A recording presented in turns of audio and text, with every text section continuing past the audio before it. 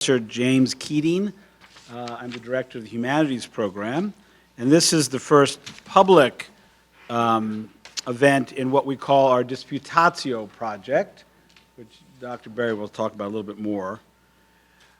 Our idea was better to light a candle than to curse the darkness, and one of the darknesses of the present day is the fact that people don't talk with each other if they disagree on important matters. So it was our idea that we would change that a little bit, at least at Providence College, and begin to host disputatios, disputations, discussions, debates on matters that matter. And we had one that was sort of a one on Zoom during COVID time. I can't remember what the title was, but something about phones or something like, right? Or are phones the new cigarettes or something? It was just sort of a dry run for something a little bit more serious. And that's what you will be experiencing today. So, without further ado, I present to you the organizer of the Disputatio Project at Providence College, Dr. Richard Berry.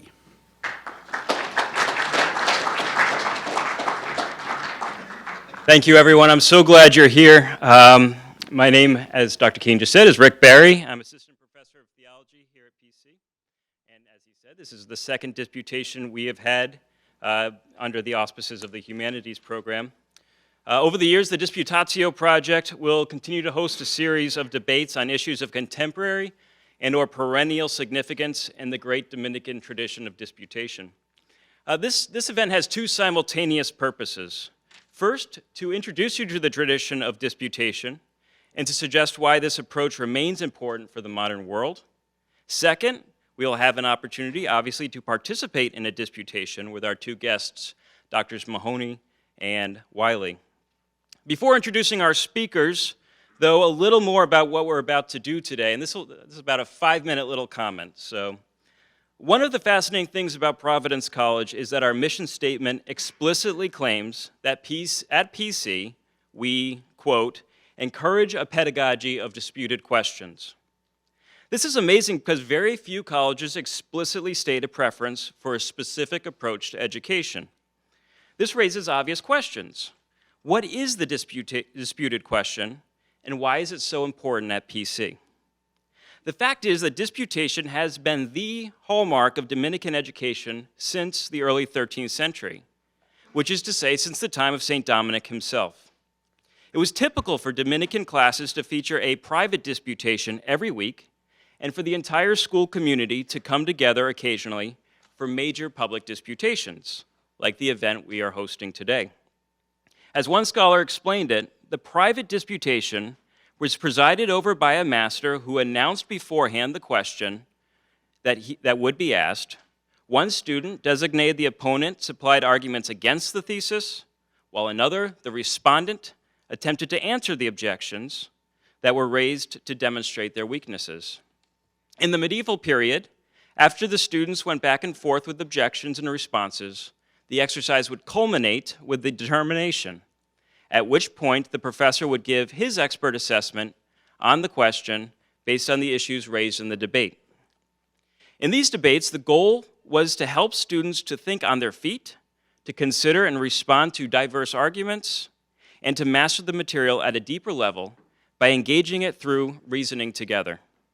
The overall assumption was that when you ask hard questions and when you subject each position to thoughtful objections, the truth would emerge. Truth, after all, has nothing to fear from challenging questions. While the modern college is, of course, very different from the medieval universities where the first Dominicans flourished, there are also many ways in which our goals are similar. For example, both then and now, we are encouraged to engage classic texts with sophistication and discernment. Then and now, we strive to become better communicators, both in our writing and in our oral presentations, so that we can positively influence others. Then and now, we celebrate rational thinking and dialogical problem solving as the best way to confront challenges. The disputed question is a time-tested, lively, and fun way to pursue these goals in continuity with the Dominican approach to education over 800 years. It is important to note at the outset that we come together at this table not so much as opponents, as partners on the way to truth. By presenting their best arguments on either side of the question, our speakers today will help us all to think deeply and rigorously about a crucial question at the center of the modern Western tradition. How should we think about Karl Marx? What is the legacy of the Communist Manifesto? The hope of the Disputatio Project is that by rigorously discussing difficult topics in a spirit of mutual respect and even friendship, we are all aided in our pursuit of veritas. In fact, in the pursuit of truth, one often has no greater friend than a worthy debate partner who can help us to develop and fine-tune our thought. With all that in mind, our goal today is to get a sense of how disputation works while exploring an interesting and important topic with the help of two professors who have been wrestling with these questions for many years. Since I have called the disputation, I am serving as the host today. The question I have posed is as follows, and it's on the screen.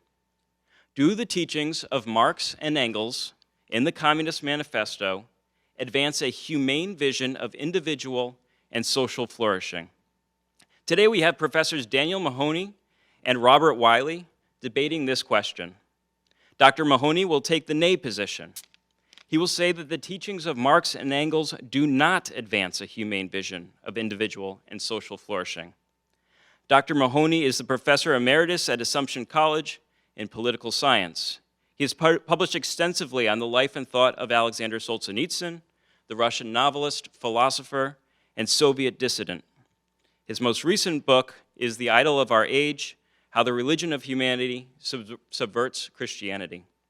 Dr. Wyllie is the Assistant Professor of Political Science and the Director of the Political Economy Program at Ashland University. He has published on figures as diverse as Thomas Aquinas, Hegel, and Kierkegaard. And at Ashland, Dr. Wyllie teaches, among other courses, Marx, Marxism, and their critics. His upcoming book focuses on the problem of envy in modern political thought. Dr. Wyllie will be taking the yay position. In other words, he will argue that the teachings of Marx and Engels do advance a humane vision of individual and social flourishing. As you can see on the screen here, the disputation will unfold in 4 parts, starting with Dr. Mahoney giving as many reasons as he can for saying no to the question. I have posted time limits for each of the 4 rounds on the board, as you can see, so that you can see how long each round should take. Throughout the debate, please prepare questions to ask the speakers. We'll have a question and answer period at the end. The event will be over around at 4:15 or 4:20, and we ask if it's at all possible that you stay to the end. Please don't fill out the forms we gave you. We're going to ask at the very end that people determine the question. I'll give you some guidance on what that means, and we'll just see how you determine this question as you think through it with us. So we will begin with roughly 12 minutes roughly 10 minutes of objections from Dr. Mahoney to the thesis question. Dr. Mahoney, please. Well, thank you very much. Even though I'm going to argue, I hope even passionately that Marx has not aided the cause of human liberty and dignity or individual or social flourishing, I will say Marx is a thinker I've spent decades engaging with, and I think it's worth engaging with Marx, even principally to learn what to avoid. But when it comes to political economy, it seems to me it's impossible to think seriously about the contemporary world without coming to terms with, is this on? Okay, I'll move it a little closer. Without coming to terms with the Marxism of Marx, and without wrestling with the relationship between the Marxism of Marx and Marxist Leninism, Stalinism, Maoism, Castroism, etc. When I think of Marx, the word humane does not come to mind. Marx was not a thinker or actor who placed particular emphasis on the human person in his or her specificity and dignity. Marx's deepest philosophical concern was with humanity, with a capital H, or species being, as he sometimes called it. And I would agree with those philosophers and commentators who've argued, if you look at Marx's positive vision, which is very thinly sketched of what a post-political humanity will look like after the revolution, the dictatorship of the proletariat, the state withering away. If you look at it closely, it's frivolous. Hunting in the morning, fishing in the afternoon, writing criticism in the evening without becoming hunter, fisherman, or critic. The abolition of necessity, the jump from the realm of necessity to the realm of freedom. There's nothing morally significant or demanding or serious about this. This is really Nietzsche's critique of Marx, that this is the last man without serious aspirations or inspirations. And I think, broadly speaking, that's true. Let me follow up here with a wonderfully suggestive quote from Sergei Bulgakov, the great Russian Orthodox philosopher and theologian.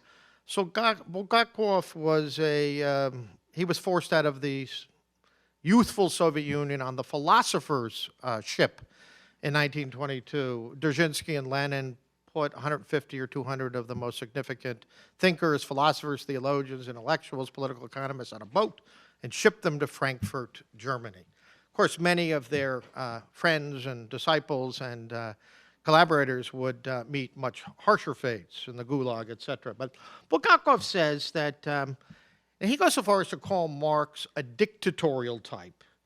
And he says he has people like Marx have a distinctive peculiarity. They have a straightforward and rather unceremonious attitude toward human individuality. For such persons, people appear as algebraic signs destined to serve as a means for achieving one or another, even if lofty goal. On the other hand, they appear as subjects for a more or less energetic, even if extremely benevolent influence. In theory, this feature is expressed by lack of attention to the concrete, living human person. In other words, by ignoring the problems of the person as an individual. I think that quotation from Bulgakov, who saw applied Marxism up front, speaks for itself. But I would add André Malraux, the great French novelist who later became Minister of Culture under Charles de Gaulle. He once said he stopped being a socialist when he realized that the revolution could not cure traffic accidents and unrequited love. Marx has nothing to say about the ultimate destiny or dignity of the human person. I would also say that Marx's work combines, in a deeply problematic way, what I would call scientism, a deterministic philosophy of history, the argument that the victory of communism is inevitable and inexorable, an ideological Manichaeanism that says some people are guilty, ontologically guilty of who they are, the wrong classes. Aristotle, for example, is fully aware of the distinction between the few and the many. All great political thinkers were. But Aristotle would never say the people are pristine and innocent victims, and the oligarchs or the few or the wealthy or the aristocratic are always exploiters.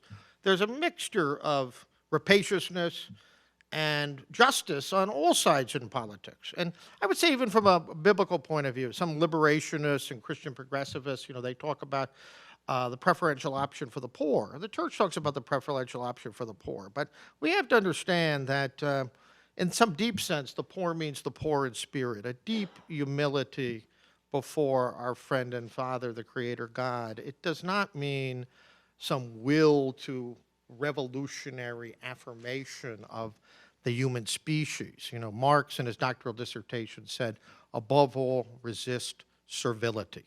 So you have this prophetism, which is ungrounded scientifically, and you have moral indignation. You don't have morality in Marx, because Marx did not believe in natural right or natural justice. He believed that people's ethical standards and judgments were simply an epiphenomenal reflection of underlying socioeconomic determinants. Problem with this kind of view, it's what the philosopher, scientist Michael Polanyi called, it leads to a moral inversion. There's no official place for morality. It goes underground, and it comes back up as moral fanaticism. We see a lot of that today. People who are officially relativists, who are angry moralists, you know?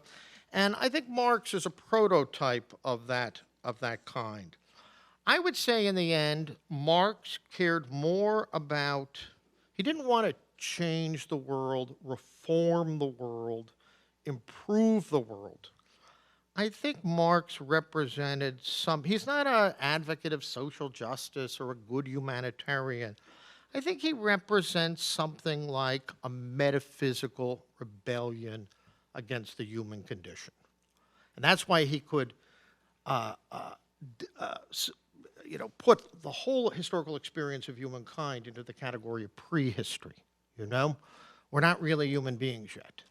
And that's why his atheism could be so doctrinaire, religion, the opium of the peoples, which under state Marxism, Marxist-Leninism, Stalinism, Maoism, led to the worst persecutions of religion in human history. You know, the toll, not just of religious believers, but of 100 million lives in the 20th century. So I think we make a mistake. Alistair McIntyre, the famous philosopher at Notre Dame, I have great admiration for, but I heard him give a talk a while ago where he said, well, you know, now that the Soviet Union is gone, we can just face the Marxism on its own terms, and it's a powerful aid to coming to terms with community and fraternity and equality, and I don't think those were really Marxist concerns. And someone like McIntyre is essentially a communitarian. You know, he writes nostalgically and longingly about Icelandic and Irish fishing villages. Well, Marx spoke about the idiocy of rural life. And Marx knew that socialist grace depended on capitalist nature. He's not a Rousseauian, he's not an ecologist, he wouldn't like the Pope's encyclical on climate change. He wanted a rapacious conquest of nature, and that is the only way that humankind can overcome the realm of necessity and enter into the realm of freedom. And one last remark. I think I'm coming against how many more minutes do I have? 1 minute. There's something revolting about Marx's claim in the Communist Manifesto that the charges against communism, remember, communism, as he defines it in the second part of the Communist Manifesto, consists of 4 abolitions. The abolitions of private property, family, religion, and the nation. And he goes on at the end of part 2 of the manifesto to say, the charges against communism made from a religious, philosophical, and generally from an ideological standpoint are not deserving of serious examination. This is why the political philosopher Eric Voegelin called Marx an intellectual swindler. Does it require deep intuition to comprehend that man's ideas, views, and conceptions, in one word, man's consciousness, changes with every change in the conditions of his material existence, in his social relations, in his social life? Our ideas, our religious faith, philosophical belief, questioning, affirmation, all of that is just a byproduct of larger and absolutely determinative socio and economic factors. Marx doesn't have to answer objections to the Marxism of Marx made on philosophical, religious, or political philosophical grounds. Those objections are beneath contempt. I would suggest that is a fundamentally totalitarian objection to the very possibility of both of philosophy, theology, political philosophy, or even empirical social science. I'll end there. Thank you, Dr. Mahoney. Dr. Wyllie will have about 12 minutes for his response and his initial reply to objections. Dr. Mahoney, let me give you the mic.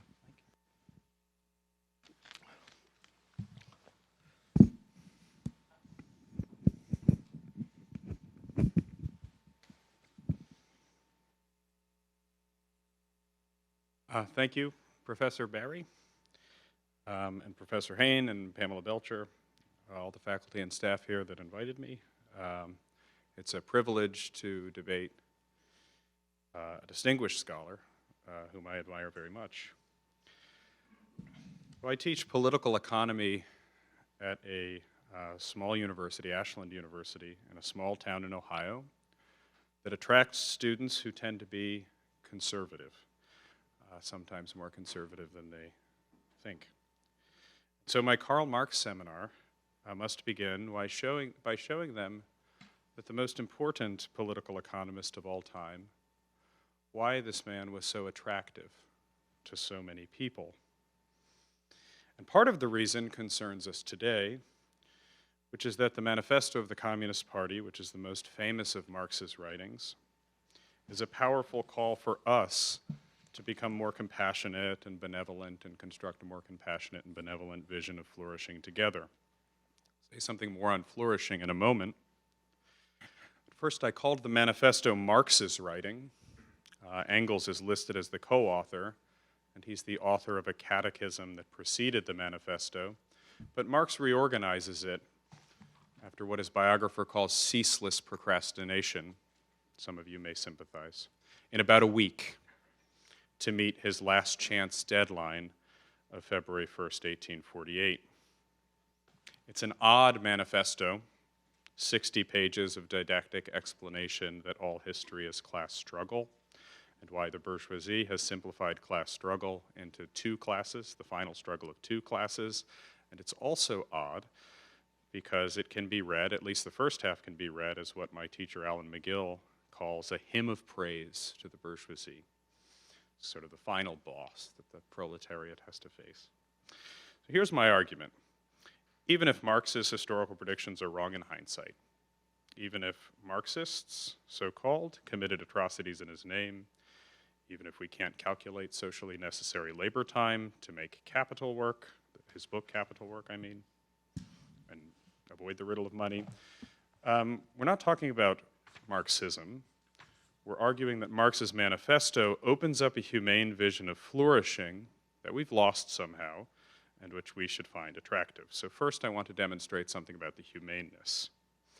In the manifesto, communism begins in compassion. You have to read to the third part to get this. And then second, I try to show how the manifesto uncovers a vision of flourishing that's otherwise concealed for us. So humaneness, compassion, benevolence, and then I'll turn to flourishing, thriving, et cetera, and try to respond to Professor Mahoney in so doing. So some context. Marx is writing on behalf of a clandestine network of German emigre revolutionary workers in Western Europe, whom he would like to organize into a public political party in time for the revolutions of 1848, but among whom there's very little organization, and also a considerable diversity of opinion. So take one I'm really interested in. One of these guys is Moses Hess, because he's a Spinozist, and he's a Zionist, and he doesn't like Marx and Engels anyway, because Engels sleeps with his wife. These aren't all people that agree, and Marx is trying to speak on behalf of all of them. So the point is that in the manifesto, Marx is openly publishing a description of views, aims, and tendencies, if you read that preface, plural, of many different communists, all the way from that early Enter the Sandman beginning of the Communist Manifesto about this specter of Marxism, and we have to sleep with one eye open. And he claims he's speaking for these communists in all these different countries. They speak all these different languages. It never does get published in Danish or some of the other languages he mentions. So who are the communists according to Marx? Well, they appear in the generation before him, and they appear when the horrors of the Industrial Revolution are still fresh. Factory deaths, child labor, people moving from villages that their families had always lived on to live in barracks in the great manufacturing cities of England, for example, where Friedrich Engels' father owned a factory. And these first communists, properly so-called, Marx writes, are Saint-Simon, Fourier, Robert Owen, and they're defined by humaneness. They feel, Marx writes, they're conscious of caring chiefly for the interests of the working class as being the most suffering class. Now, Karl Marx doesn't think compassion is enough, that's right, and it's well known that he wishes to put communism on a more scientific basis while even speaking for these other communists in the manifesto. These early communist Marx thinks don't understand the reality of the class struggle because they wish to attain their means by peaceful ends. And Marx thinks that this will be impossible. Thus, their disciples avoid these inevitable class antagonisms. But this doesn't mean that Marx discounts the role of compassion for us, or that communists must act politically the same in all countries. By the end, some communists in Poland are allying with agrarians. In France, they're allying with social democrats. In Germany, they're not allying with everyone. And Marx says all that's fine. The diversity of tactics is celebrated as long as communists everywhere support every revolutionary movement against the social and political order of things, he writes. So he can be a blistering critic of compromise and democracy, but he can also be a blistering critic of when other communists don't. And he's mostly, I think it's what Theodor Adorno calls utopianism in the service of the ultimate end, of a practical end, different in different countries. Why does Marx expand our compassion? Well, the Communist Manifesto is one of the first documents about globalization, right? That as an effect of the Industrial Revolution, life is changing all around the world. Cheap commodities are battering down Chinese walls, he writes. An exponentially growing population, child labor, factory deaths. In some ways, this seems like it's part of the past, but by a conservative estimate today, 900 billion people live in temporary dwellings or slums. And there's some way that you can think that the slums today of Lagos or Dhaka are like Manchester and Glasgow in Marx's time. And in some way, Marx thinks about the emergence of a global proletariat. We don't see them, and so they don't strike us as people we have to feel compassion for, even if they make the things we wear and the 39-cent bananas say that we eat in the store. So why is it the case that people were more compassionate before the Industrial Revolution, you might wonder? This is where I think Alasdair MacIntyre argues that people in the Middle Ages had a better sense about labor and what went into labor and work because they saw the people who labored for them. And if they needed to rule over them, rule was, kissing the ring of the bishop or bowing before the king. You sort of made up a hierarchy or a fantasy, or perhaps that's a real hierarchy. Differences of opinions in this room, I'm sure. But now the only hierarchy is money, and money has to do this role of sort of churning up a hierarchy or fantasizing a hierarchy. And this is why Marx argues that those sort of actual real relationships between people and between people in relations of production that were more intimate in the Middle Ages are gone. Alasdair MacIntyre argues that the medievals had a better sense of work. If you didn't pay someone a living wage, they died and stunk up your village, but now they don't. And Marx makes us compassionate about this. Oh yeah, the things we buy, the things we consume all over the world, right?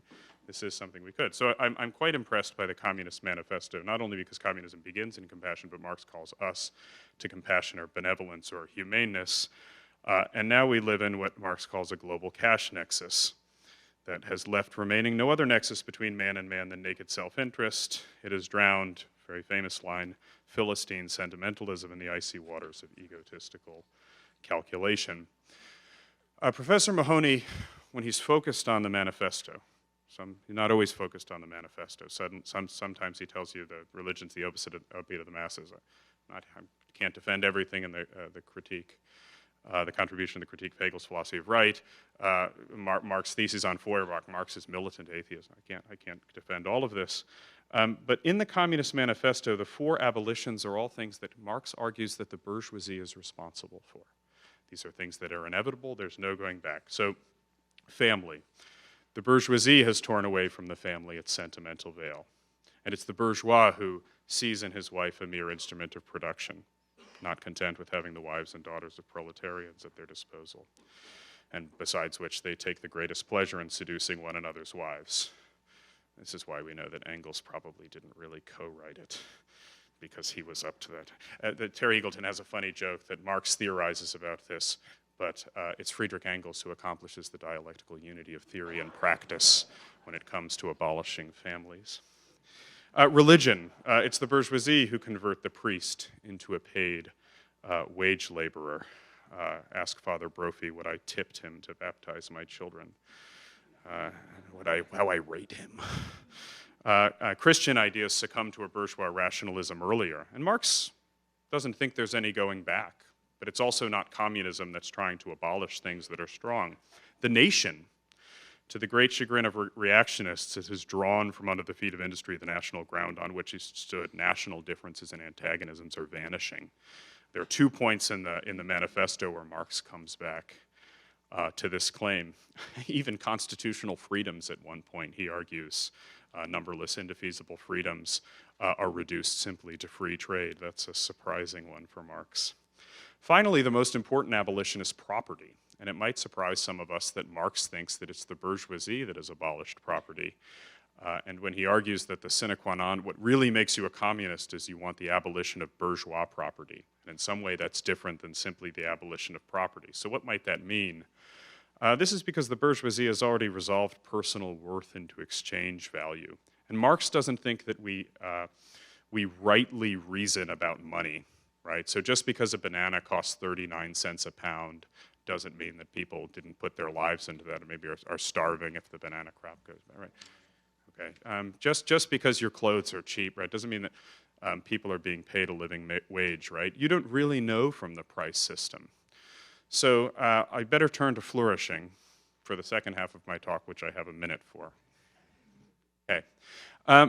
The rare Thomist who wants to think about complex moral decision-making, right, and what that's like in a modern political economy, like what you should pay for things, right, like Alistair McIntyre, realizes that price is not a good proxy, right? What should you pay for things? What should they be worth? Maybe some people don't think that you're really morally culpable for buying things just because they're cheaper, even if that results in the suffering of many people around the world. And I'm not here to talk necessarily about justice and that I can really calculate justice, but I think I can say that Marx challenges us to think more humanely and compassionately about that in some way we're implicated. And even if the communist movement did not go precisely the way Karl Marx thought it would, and there I agree with Professor Mahoney on many things, I do find that Karl Marx is very attractive for making us more humane or compassionate.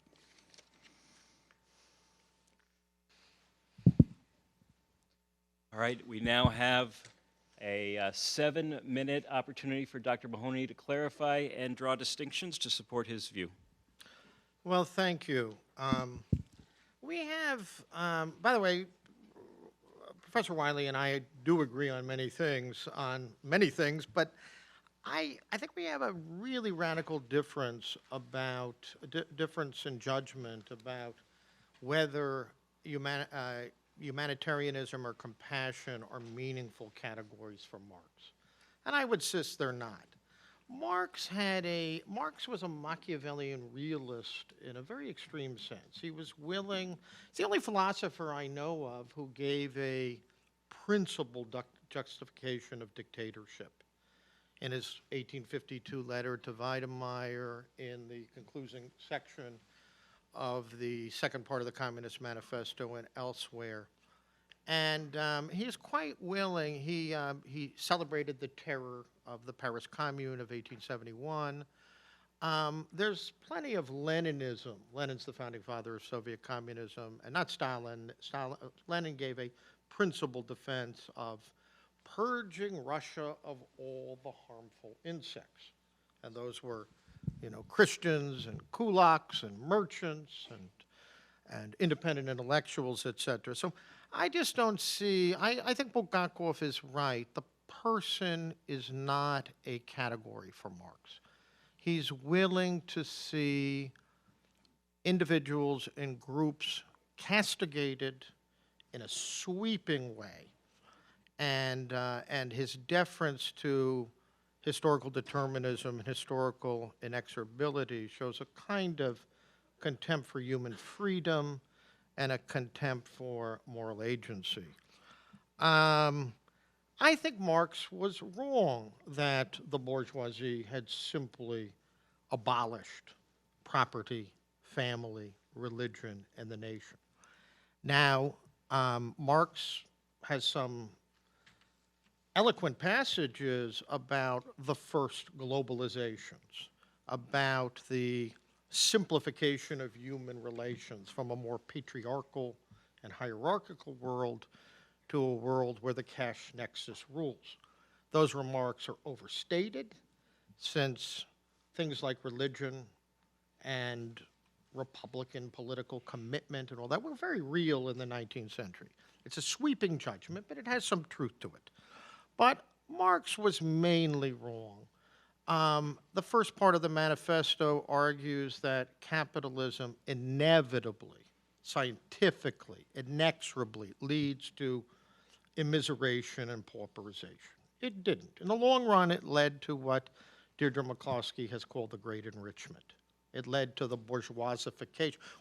People today have complaints about equality, but these are questions about equality within consumer societies, essentially bourgeois societies.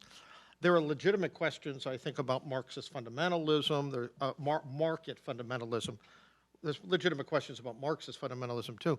But I would say that, if you read the collection Friedrich Hayek edited in the 50s, published by University of Chicago Press, called Capitalism and the Historians, even in conditions of England in the 19th century, there was a significant improvement in the health, the fact that working people could buy tea, for example, which used to be a luxury.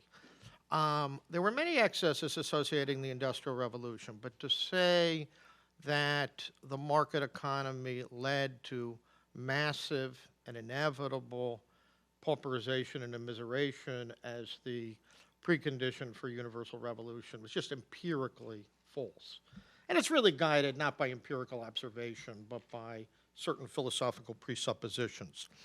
I would like to add that Marxists always talk about political economy, but they don't believe in politics because they explain politics as an independent or autonomous realm away. There's a lot of pop Marxism out there. Thomas Frank wrote a book about 15 years ago, Whatever Happened to Kansas? All those working class and lower middle class people voting for the Republicans. Don't they know their class interests? Classic Marxist thinking. Well, maybe they're concerned with the fraying of moral life or the undermining of Republican spirit in the United States, or maybe the coarseness of life. Maybe they think socialism isn't a solution to their problems, since they don't want to abolish private property, but they want to share in it, But the idea that the political is simply, I keep on using this word epiphenomenal, that it's nothing more than something that is absolutely and categorically determined by underlying factors. The great holy or unholy trinity today, race, class, gender. The idea that people have agency, that thought might be independent. Engels was a son of a rich capitalist and continued to manage his family estate and send some of the surplus value to Karl Marx on a regular basis. But no one would say Engels' Marxism or communism was determined by his class background. Quite the contrary. So I would say, how much more do I have? A little more than a minute. So, and I would also add, I think Marx is helpful for thinking about globalization, but Marx is an advocate of super globalization. He wanted to get rid of the idiocy of village life. He wanted to get rid of parochial interests. He wanted to get rid of nations. He didn't particularly care about important human values and virtues like self-government. So I think a lot of people who turn to Marx because they think he's an egalitarian, a social justice warrior, an economic reformer, an anti-egalitarian. No, I don't think he's any of those things. And I think his positive project, any philosopher or political economist who gives a principled defense of tyranny, even if this is tyranny by an exploited minority, is providing a justification of the unjustifiable. And that is the Leszek Kolakowski, the author of the Polish ex-communist, the author of the greatest work on Marxism, Main Currents of Marxism, says the Marxism of Marx has a direct connection with Leninism and Stalinism. Leninism and Stalinism, the use of terror at the service of the dictatorship of the proletariat, the idea that the market can be abolished or that profit is always thievery. There are consequences from those judgments which are essentially despotic. So the Marx that I engage with, the Marx that I understand, is the opposite of a humanist. He mocked compassion as a foolish preoccupation of utopian socialists as opposed to the kind of scientific determinism that his Marxism, his socialism, represented and embodied. Thank you. Thank you, Dr. Mahoney. Dr. Wyllie will have 5 minutes for his concluding response. All right.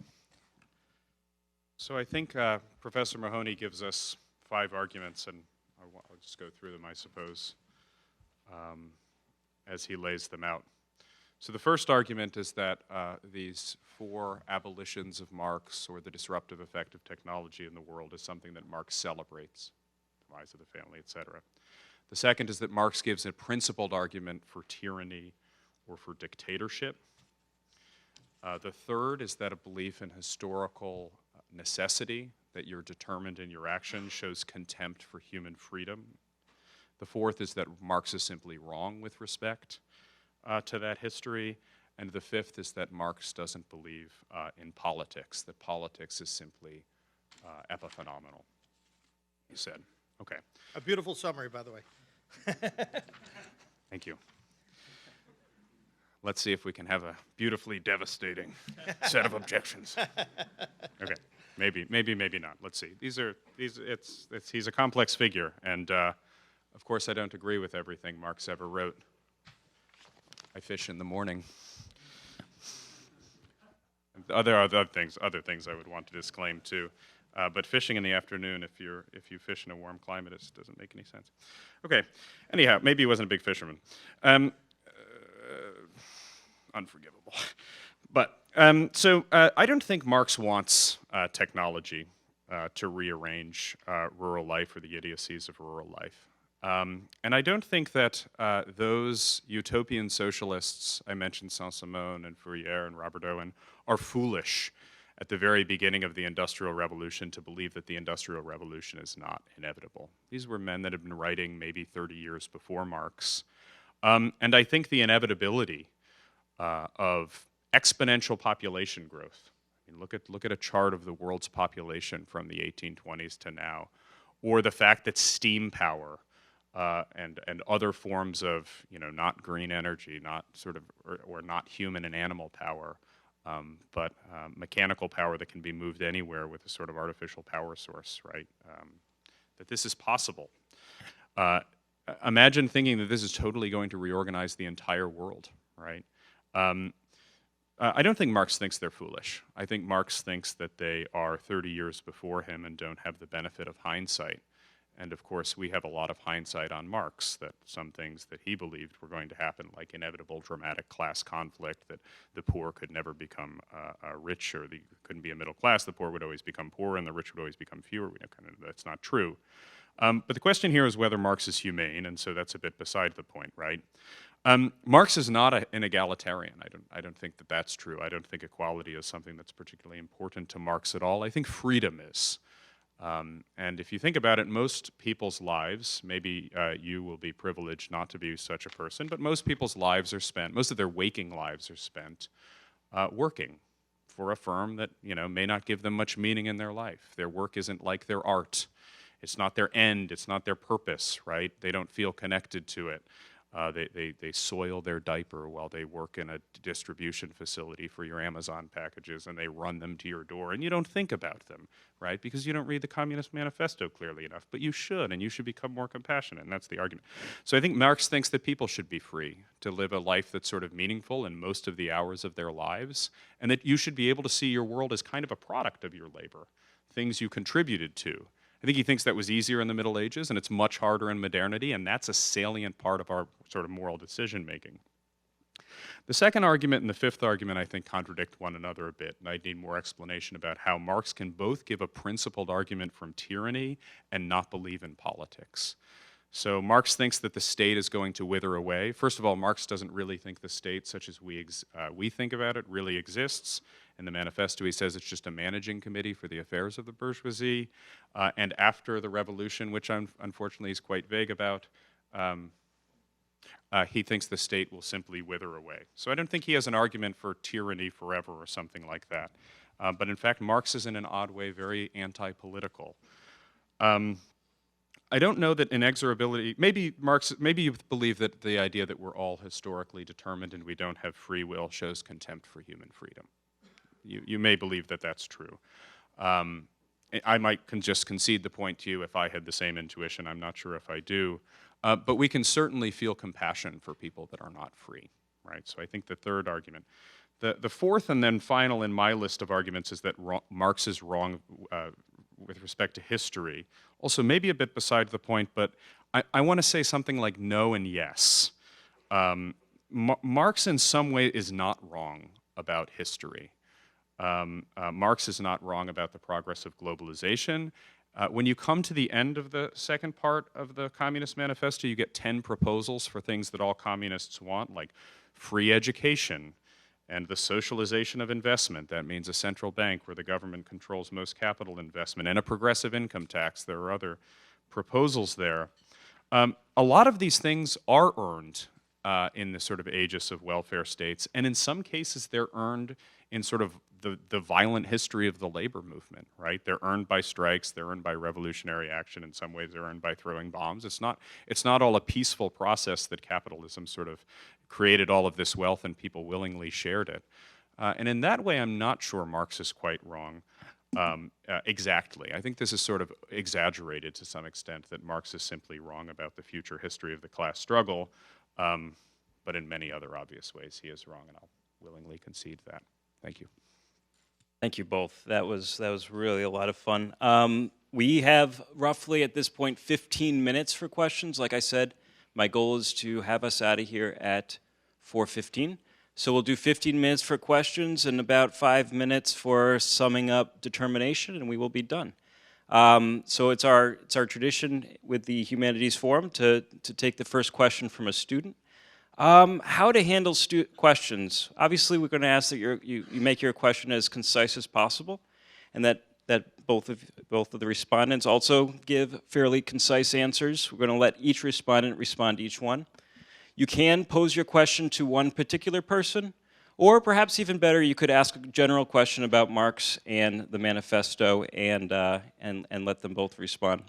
So is anyone ready with the first question?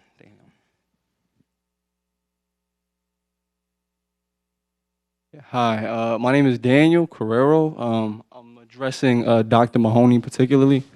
I feel like you maybe I feel like you may not have addressed this directly in your arguments, but I'm curious, how do you respond to Marx's emphasis on labor as a form of like individualization? I think was what Dr. Wyllie was kind of getting at. So yeah, and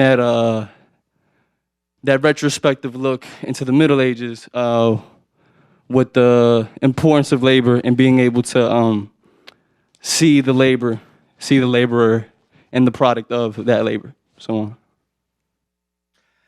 Yeah, look, was Marx wrong that you could make an argument that somebody was very friendly to liberal political economy, the French conservative-minded liberal Bertrand de Jouvenel made, that one of the problems in the 19th century with the reduction of human and economic relations to contractarianism was that it was not quite true that, you know, when you're having an economic arrangement between somebody who owns a factory and somebody working for them, it's not a simply equal agreement, you know, and so something was lost when the old paternalism, that larger sense of responsibility. You couldn't say, well, this is a contractual agreement, it's merely formal. There were obligations, human obligations. I think for a long time, the capitalist order drew on that moral capital, that people who were religious-minded, people who had a sense of duty and compassion, etc., did not reduce human life simply to the cash nexus. About labor, I think Marx overstresses the sort of reducing man to a laboring animal. I'm enough of a classic to say that the search for knowledge as an end in itself is an intrinsic and maybe the highest human good. People who live in monasteries are not, they labor, but they're not increasing the GDP. And yet we would say some inestimable goods are at work there. So I think Marx's emphasis on labor is reductive and economistic, but there's some truth to it. But I think surplus value, for example, to say that all profit is simply stealing and exploitation is wrong. It's not to say there can't be exploitative economic relations. You can have excessive oligarchy. But it is to say that there's an element of initiative, entrepreneurship, knowledge, management and all that, that to say all of that is simply a form of theft. Proudhon, one of those utopian socialists, actually a very interesting moral critic of the emerging new bourgeois world, famously said property is theft.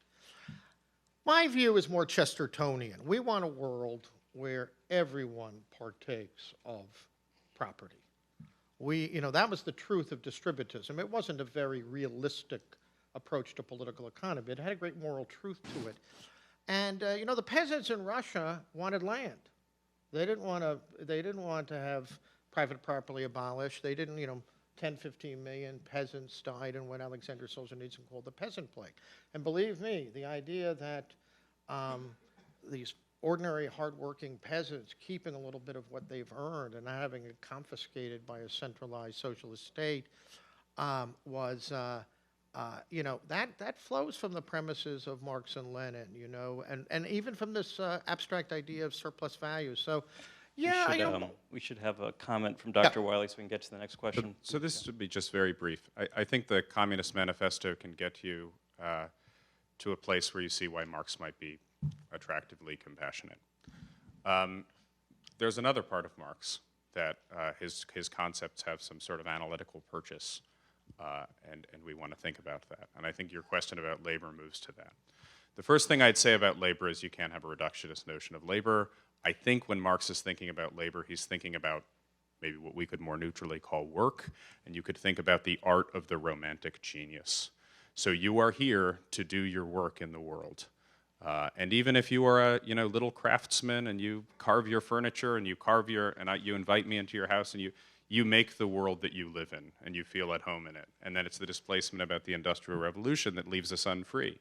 Here I am packing boxes for Amazon. I don't get a bathroom break. I'm soiling my diaper, and now I have to buy my Domino's pizza on Klarna because I have to finance it, right? What happened to the world? How can you say I'm free? I have the right to free speech, but my world is totally bizarre. That's the concept of alienation, that you feel an alien in your own world.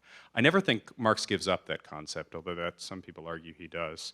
Surplus value is important because if you think, well, to defend a concept like surplus value, you have to say that labor gives things value. And frankly, I don't think that's true, but why would someone want to come up with a labor theory of value? Because you want to argue that things are objectively worth something across time, no matter who made them or when they were made.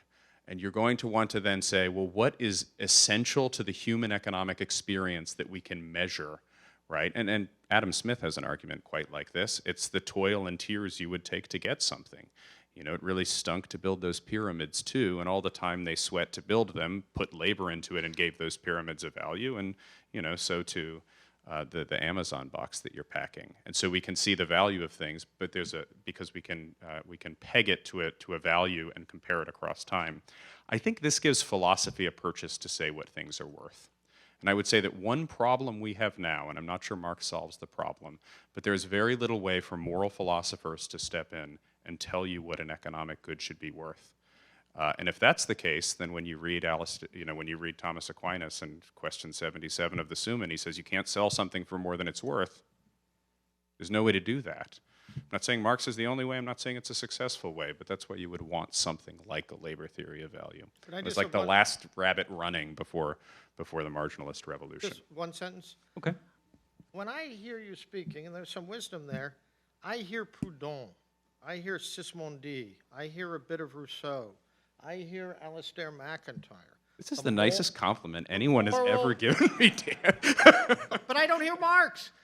That is a more that neo-medievalism, that argument that something's lost in the standardization of human relations, something's lost in the cash nexus. It's a powerful critique. I think Rousseau's critique is much richer than Marx's because it deals with the loss of the weakening of the powers of the soul that come in a certain kind of society that overvalues economism. But I don't think those are the dominant themes in Marx. And I could just say McIntyre wants to restore the ethos of the fishing villages of Iceland and Ireland. Marx wants a globalized post-political state after the dictatorship of the proletariat. I just hear two different spirits.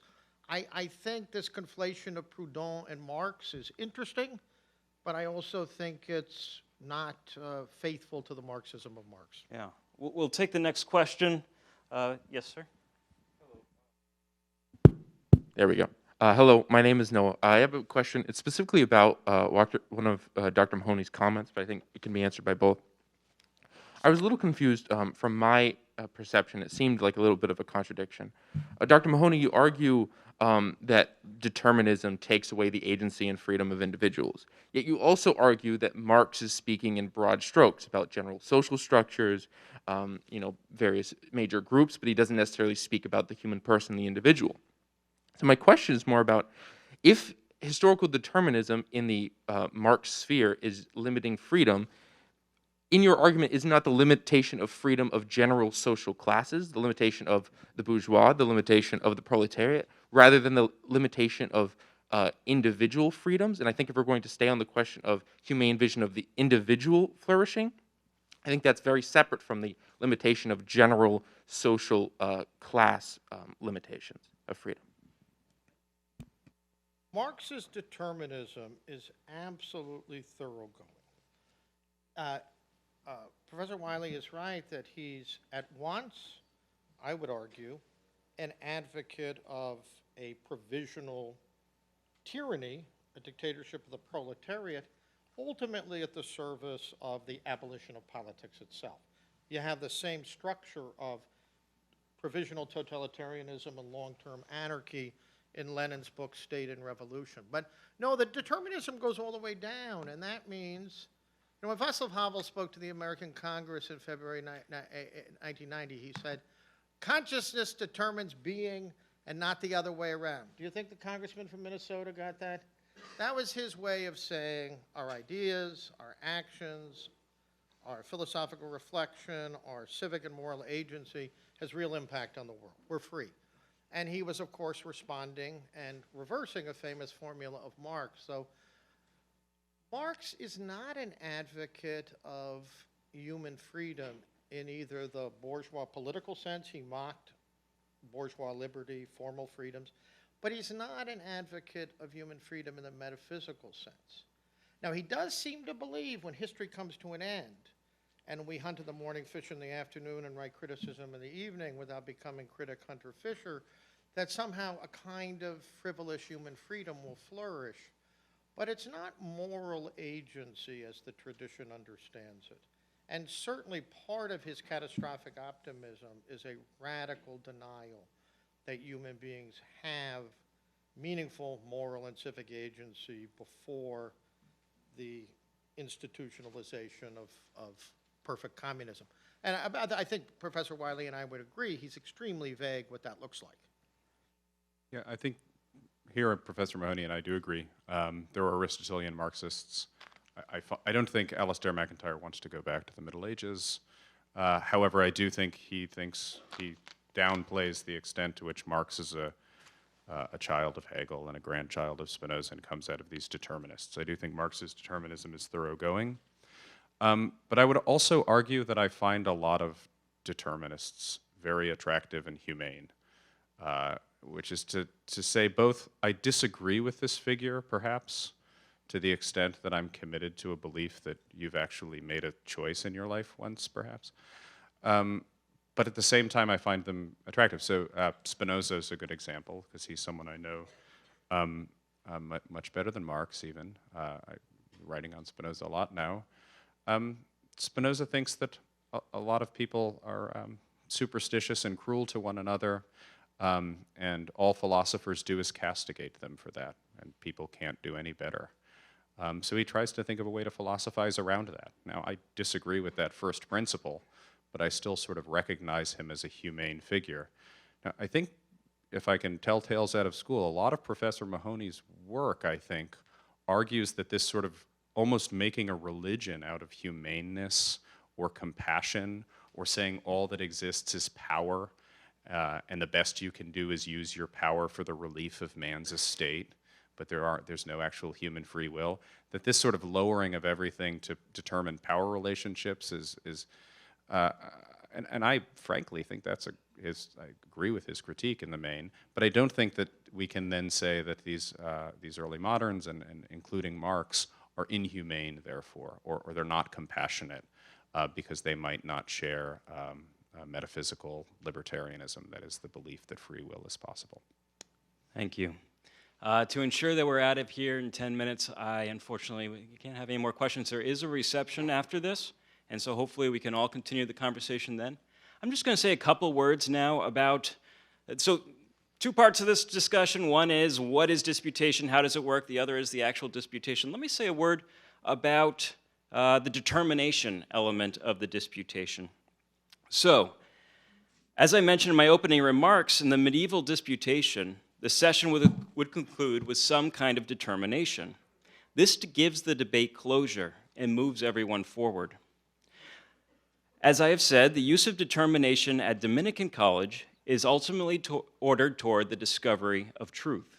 In other words, it is not a frivolous game intended to see who's the smoothest talker or fastest thinker. Nor does it just raise questions to generate confusion. No, this is an exercise intended to challenge both our presuppositions and our initial answers, to see which position stands up to a scrutiny, to see which position is closest to truth. In the medieval college, an expert would settle the question after the debate. Today, we're going to ask you to be the masters of the debate and to determine the question based on your careful assessment of the arguments you have heard today.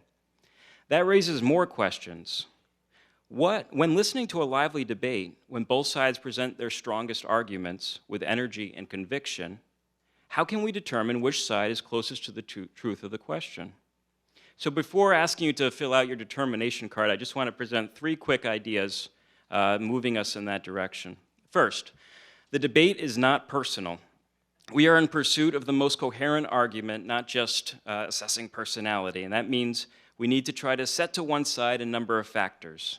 For the moment, we want to bracket factors that may include each person's hairstyle or personal rhetorical skills or any other thing like that. Yeah, that's a tough challenge.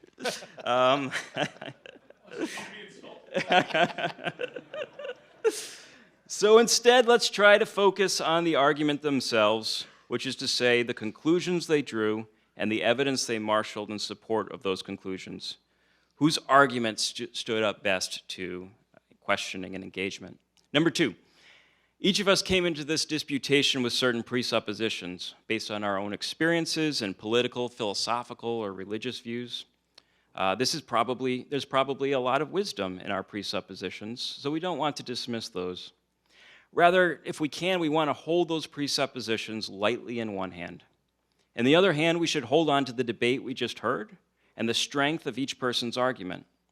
Is it possible that some of our presuppositions can be modified or enhanced based on the disputation?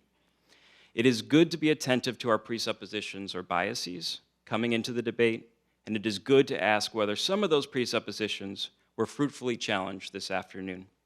Finally, at the beginning of the debate, I asked the question, and it's on the board. Do the teachings of Marx and Engels in the Communist Manifesto advance a humane vision of individual and social flourishing? We must now ask, who answered this question the best? Disputations inevitably feature tangents and side issues, and that can be very important. Also, it is good to recognize that no question is perfect, And it is not possible to answer any question with an easy yes or no, perhaps. But for our purposes now, which side responded to this question most persuasively as you assess the evidence? So we're going to do that real quick. Go ahead and just give it an answer. Fold it in half. There's some people in back. Do we get to vote? No, no. Yes?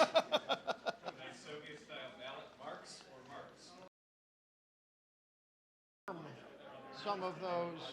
All right, here's the answer. The wisdom of the group says, do the teachings of Marx and Engels and the Communist Manifesto advance a humane vision of individual and social flourishing? No. The answer is, by a small margin, no, 66 to 51. All right. Thank you all for coming and staying. Thank you to our guests.